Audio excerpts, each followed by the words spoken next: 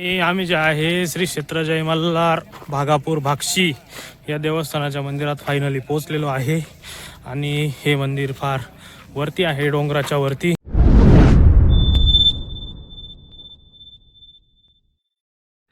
Hi hello good morning सर्वांना, स्वागत आहे तुमचं एका नवीन मराठी यूट्यूब ब्लॉगमध्ये।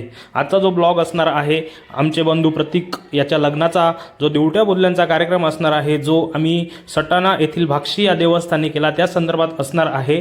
त्यामुळं हा ब्लॉग सर्वांनी नक्की शेवटपर्यंत बघा, खूप मजा येणार आहे या ब्लॉगमध्ये। प्रथम आपण जेव्हा भाक्षी या देवस्थानाला दर्शनासाठी निघतो, तिथे गेल्यावरती पायथ्याशी एक मंदिर आहे, तिथे जाऊन सर्व भाऊबंधांना त्या मंदिराची पूजा करायला लागते। त्या मंदिरात असलेल्या देवाचा जागर करायला लागतो आणि आलेले सर्व पाहुणे त्या मंदिरात असलेल्या देवदेवतांचा औक्षण करून त्या ठिकाणी पूजन करत होते। या ठिकाणी आमचे जे सर्व भाऊबंध आहे ते त्या देवदेवतांची पूजन करत आहे आणि या ठिकाणी जे गोंधळी आहे, वाघे मुरळी आहे, ते बॅकग्राऊंडला खूप सुंदर असे खंडेरावाचे गाणे या ठिकाणी बोलत होते। आणि या ठिकाणी अशा पद्धतीने आमचा जो भाक्षी देवस्थानाचा डोंगराचा प्रवास होता तो या ठिकाणी सुरू झाला होता।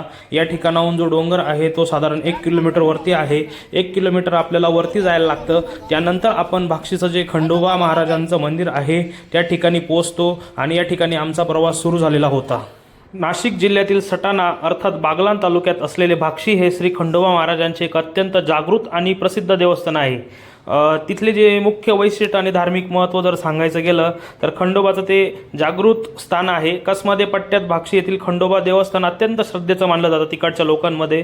तसेच हे मंदिर एका डोंगरावर वसलेलं असून उंचावर असल्यामुळे मंदिराचा परिसर अतिशय विलोभनीय आहे आणि यांना दिवट्या बुधल्यांचे माहेर घर देखील म्हटले जाते। सुंदर आणि विहंगम याचे कारण असे लग्नानंतर कुळाचाराचा भाग म्हणून केला जाणारा दिवट्या बुधल्या आणि जागरण गोंधळ या विधींसाठी भाक्षी हे प्रमुख नियोजित स्थळ मध्ये पट्टा आहे तिथे बनलेले आहे आणि अनेक भाविक या ठिकाणी नवस देखील करतात आणि नवस पूर्तीसाठी अनेक भाविक आपल्या मनोकामना पूर्ण करण्यासाठी इथे दर्शनाला येतात आणि तो नवस फेडत असतात। भाक्षी या ठिकाणचा जर प्रमुख वारांचा विचार केला तर आठवड्यात मंगळवार असेल, शुक्रवार असेल किंवा रविवार असेल, या दिवशी येथे भाविकांची मोठ्या प्रमाणात गर्दी असते आणि या ठिकाणी यात्रेचं स्वरूप जणू या ठिकाणी प्राप्त होत असतं। आणि लग्नाच्या हंगामाचा जर विचार केला तर लग्नासराईच्या काळात विधी करण्यासाठी भाविकांची प्रचंड गर्दी या ठिकाणी होत असते, त्यामुळे विधीसाठी जागा मिळवण्यासाठी देखील पहाटेच लवकरच जावे लागते त्या ठिकाणी। आणि मंदिर परिसरात श्रीफळ, भंडारा आणि पूजेच्या साहित्याची अनेक दुकानं या ठिकाणी उपलब्ध आहे।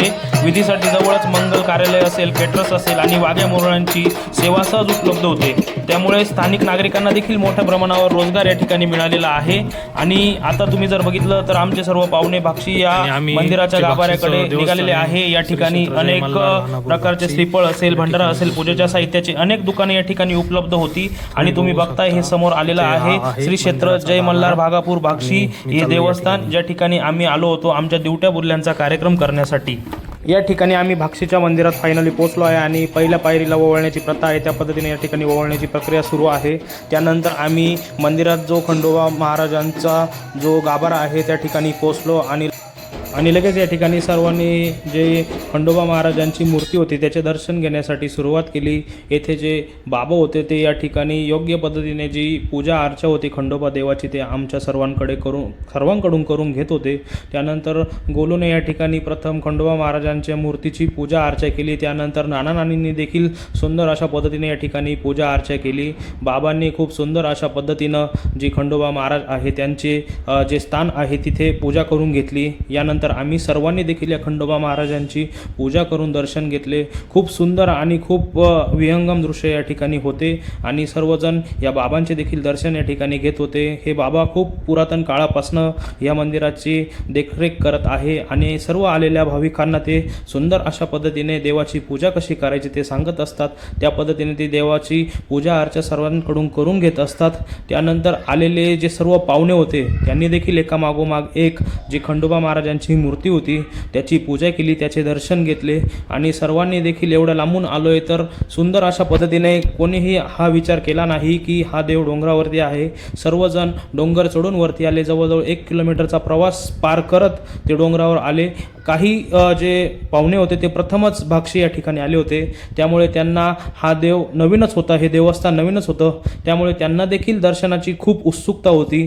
त्या पद्धतीने सर्व पाहुणे हे आमच्यासोबत नवरदेवासोबत वरती आले आणि सर्वांनी गेल्या गेल्या गाभाऱ्यात जाऊन देवाचं दर्शन घेतलं आणि या ठिकाणी आलेल्या बऱ्याच भाविकांचा नवस हा देखील पूर्ण होत असतो अशी भाविकांची. त्यानंतर आम्ही सर्व पाहुणे मंदिरातील मूर्तीची पूजा अर्चा करून मंदिराच्या मागील बाजूला आलो. मंदिराच्या मागील बाजूस अनेक दगडगोटे आहे, ज्यामध्ये देखील देव आहे असे इथल्या लोकांचे म्हणणे आहे. त्यानुसार जे नवीन नवरदेव असतो ते सर्व जे दगडगोटे आहे, जे देव आहे, त्यांना हळद वाहून पुढे जात असतात. जे देव आपण म्हणतो त्या देवाच्या डाव्या बाजूनेच या ठिकाणी चालायला लागतं आणि अनेक दगडगोटे या ठिकाणी आहे. प्रत्येक दगडगोट्यावरती हळद टाकून नवरदेव तसेच सर्व पाहुणे पुढे जात होते आणि वाघे मुरळे देखील सुंदर असे गाणे या ठिकाणी म्हणत होते आणि या ठिकाणी खूप सुंदर असा माहोल तयार झाला होता. अनेक पाहुणे प्रथमच या ठिकाणी आले होते, त्यामुळे त्यांच्यासाठी हे देवस्थान नक्कीच नवीन होते. यानंतर पुढे गेल्यावरती एक बुरुजासारखा भाग आहे, तेथे खंडोबा देवाचं एक मुख्य स्थान मानलं जातं. तिथे आम्ही सर्वजण पोहोचलो आणि आम्ही देखील प्रथमच या ठिकाणी आलो होतो.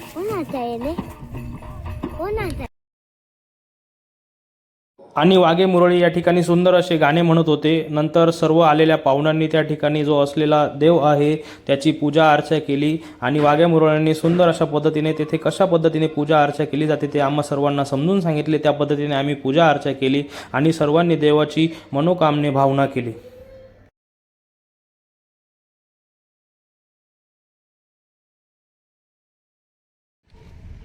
एकच टेकायचं आहे, भंडार जरासन या बाजून फेकायचं. बोला खंडेराव महाराज की जय. 3 वेळा नागसनी करायची, एकच हात टेकायचा आणि एकच गुडघा टेकायचं. नागस ना बघा, भाई तू पाय पडून घे, पाय कर घे. हा तर काही नाही, पाणी असेल तर की मध्ये टाक. पाणी पाणी इथंच पडू का? बस बस ठेव ठेव लागू झालं. तुमची झाली पूजा, झाली साजू जायची समजा पूजा.